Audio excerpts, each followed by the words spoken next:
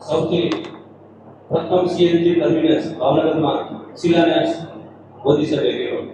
તો એ શિલાન્યાસ કર્યા પછી એ ક્યારે કર્યો અને આજે શું કેટલા ટકાનો પ્રોગ્રેસ છે એ જરા જણાવશો.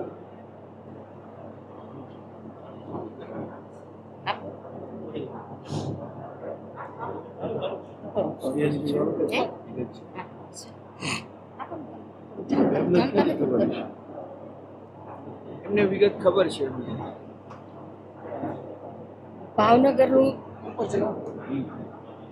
ભાવનગરનું સીએન ટર્મિનલ અહીંયા આપણા ભાવનગર શહેરને ખૂબ મોટી રોજગારીની તકો મળવાની છે અને બહુ મોટો પ્રોજેક્ટ આપણા ભાવનગર શહેરમાં આવી રહ્યો છે. એના માટેની પ્રક્રિયાઓ અત્યારે હાલ શરૂ છે. લેન્ડની પણ સર્વે થયો છે, લેન્ડ લેવાની પણ પ્રક્રિયાઓ છે એ ચાલી રહી છે. જે શિલાન્યાસ ક્યારે થયો અંદાજે વર્ષ છે કેટલા સમય પહેલા થયો શિલાન્યાસ?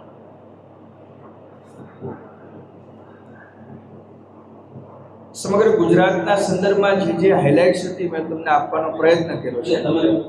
અને ધ્યાનમાં રાખીને વાત કરી એટલા માટે ભાવનગરમાં પ્રોજેક્ટ મેં વડોદરા, સુરત, કચ્છ, બધા દાહોદ, હાલોલ બધાનો ઉલ્લેખ કર્યો છે. એમાં ભાવનગર ત્યાંના લગતા સવાલ છે. ભાવનગરમાં છે એટલા માટે તમને વિનંતી કરી એ અમે- શિલાન્યાસ ક્યારે થયો તો અમને એમાં રસ હોય.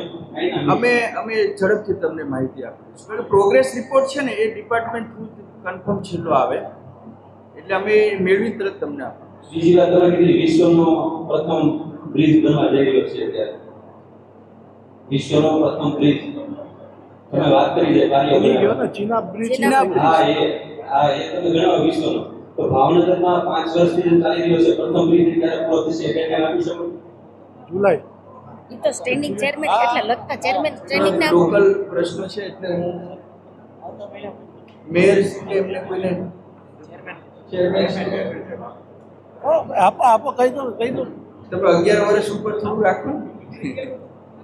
ભાવનગરના વિકાસમાં અલ્પસર યોજના અને મીઠી વીડી યોજના વિશે આપ શું મંતવ્ય ધરાવો છો? કેટલી પ્રોગ્રેસ થઈ છે?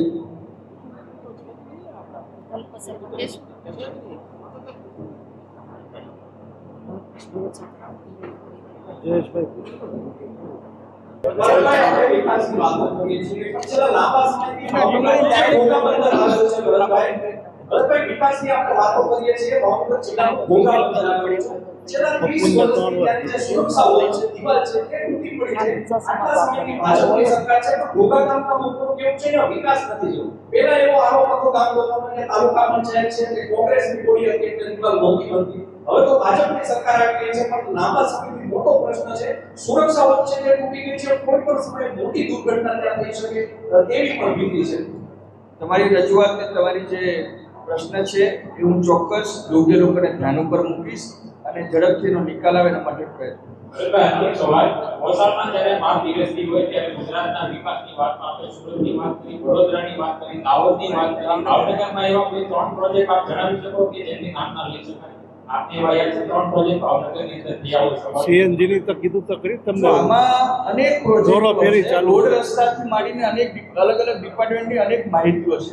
જોરો ફેરી છે. અહીંના સાંસદ તરીકે અમે 100% એ તમને સંકલન કરીશું. ભાવનગર અમદાવાદ હાઈવે હોય, જામનગર ભાવનગર તમે જોઈ શકો છો. હું અમદાવાદથી આવ્યો હાઈવે મેં જોયો, તમે પણ જોયો હશો. અને સોમનાથ હાઈવે, 3 હાઈવે તો વધે જ છે. આ ઉપરાંત જોરો ફેરી છે. ટર્મિનલની વાત કરી એની પણ માહિતી આવી છે. ઓથોરાઇઝ રીતે અત્યારે નથી કહેતો પણ દરેક જગ્યાએ પ્રોજેક્ટો વધ્યા છે અને કંઈક ને કંઈક આપણને મળ્યું છે. પોઝિટિવ આપણે પણ છીએ અને ગુજરાતમાં આપણને ગૌરવ છે કે નરેન્દ્રભાઈ બેઠા છે એટલે વધારે મળ્યું છે. પહેલા આપણને શું નથી મળ્યું એની યાદી બહુ લાંબી છે. અત્યારે ઓછું મળે છે કે એકાદ વસ્તુ નથી મળતી એની બહુ ટૂંકી છે. એટલે આપણે મોટી યાદીને યાદ કરીએ એવી મારી વિનંતી. પ્રોજેક્ટ પૂરા થયા સમસ્યા બરાબર છે. ભાવનગરની 7 લાખની વસ્તી છે બુલેટ ટ્રેન લાવવાની વાત કરીએ છીએ. ભાવનગર સિટીમાં આપણે સિટી બસ એક નથી ચાલુ કરી શકતા. યશપાલભાઈ આપણે મળી બધા. યશપાલભાઈ સિટી બસ થઈ જાય ટૂંક સમયમાં ચાલુ. હો રાબડિયાજી આપો સિટી બસ હવે આ છેલ્લો પ્રશ્ન. દેશના યશસ્વી વડાપ્રધાન દેશની અંદર બસ સેવાઓ શરૂ કરી રહ્યા છે. ગુજરાતમાં અનેક ક્ષેત્રોમાં તેનો સમાવેશ ભાવનગર મહાનગરની અંદર થયો છે. આગામી દિવસોમાં ભાવનગરના રસ્તાઓ ઉપર પહેલા તબક્કાની અંદર 50 વર્ષ દોરવાનું કામ દિવસ શરૂ થવાનું છે. સ્ટેશન લગભગ 70% કામ પૂર્ણ થયું છે. આપણા રૂટ બે થઈ ગયા છે. 150 બસ સ્ટેશન પિકઅપ પોઈન્ટ પ્રમાણે છે. લગભગ જુલાઈ ઓગસ્ટની અંદર આ વસ્તુ શરૂ થવાની છે. તબક્કાવાર કનેક્ટિવિટી ભાવનગર મહાનગરમાં કરવાની છે. તમારી પાસે હશે પાર્થ ચલો આભાર. ભાજપના રાજકીય નેતાઓનું એન્કાઉન્ટર કરવામાં જે તળાજામાં એક ઓડિયો ક્લિપ વાયરલ થઈ છે, જેમાં નામાંકિત જે ભાજપના નેતાઓ છે તેનો ઉલ્લેખ થઈ રહ્યો છે. શું કહેશો? ભાજપની આ આંતરિક ખેતના છે કે શું?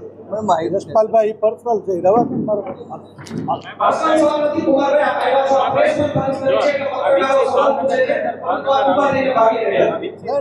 ભાવનગર આવે છે એટલે બધો રોજ ભેગો થયો છે, ઘણા બધા સવાલો છે એટલા માટે પૂછ્યા. પાવન ચા પીવા ક્યાં ના પડે ચા પીવા તો આવતા નથી તમે પત્રકાર પરિચય છે એટલે પૂછે કે ભારતમાં ભાવનગર આ નરેન્દ્રભાઈ નું શું આપણે 11 વર્ષનું કર્યું આપણે જોવું પડશે ને તમને ખ્યાલ આવે ભાવનગરનો પ્રોબ્લેમ તમે હાઈવેના રોડ ખાલી ફરો તો આપણે મળીએ મનીષ કાયદામાં માજા ભેગી છે. તમે એકવાર ભાવનગરમાં 2 દિવસ ફરો, ખાલી 2 દિવસ તો ફરો તમે, કેટલી ગુંડાગીર્દી છે સાહેબ. સાહેબ આ રાજ્ય સરકારના ખાલી 2 દિવસ આવો ભાવનગર. રાજ્ય સરકારના હોય આપણા સાંસદ એમ કહે છે કે આખી રાત વેપાર રસ્તા ખુલ્લા રાખવામાં આવે છે, જ્યારે 11 વાગે 9 વાગે તો પોલીસ બંધ કરવામાં આવે છે. આવા ઘણા બધા સાંસદ અરે સાંસદ ક્યાં? અરે ભાઈ સાંસદ હું અલ્પેશ હવે આપણે જમી લઈએ એટલે ખબર પડે મુખ્યમંત્રીને રજૂઆત કરે છે અને તેના સામે પોલીસ 11 વાગે તો બંધ કરાવે છે. આ મોટો પ્રશ્ન ભાવનગરનો છે.